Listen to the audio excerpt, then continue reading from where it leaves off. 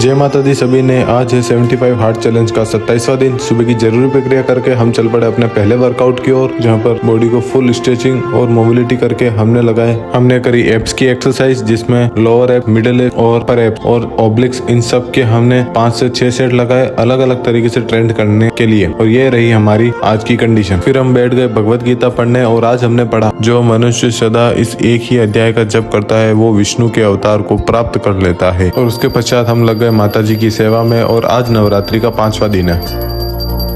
तैयार होकर के हम चल पड़े जिम की ओर। हनुमान जी के दर्शन करके, महादेव जी को जल चढ़ा करके जिम पहुंचने के बाद लिया हमने हमारा शेक और उसके बाद कार्डियो और स्ट्रेंथ करवा करके हम चल पड़े फिर से अपने घर की ओर। घर पहुंचने के बाद हमने खाया दूध और दलिया और उसके कुछ देर बाद खाई हमने रोटी, फिर पी हमने छाछ। दिन के सारे काम निपटा करके हम फिर से तैयार हो चले हमारे दूसरे वर्कआउट की ओर। और वर्कआउट करने से पहले हमने लिया बीट रूट का जूस और धना पाउडर का हलवा। जिम के लिए रेडी होकर के निकल चले हम जिम की ओर। चेंज करने के बाद हमने बॉडी वेट और स्ट्रेनिंग पावर के लिए अलग अलग वेरिएशन से क्रॉसफिट की एक्सरसाइज करी, जिसमें फुल बॉडी स्ट्रेंथ बढ़ती है। और ये रहे अलग अलग मोमेंट।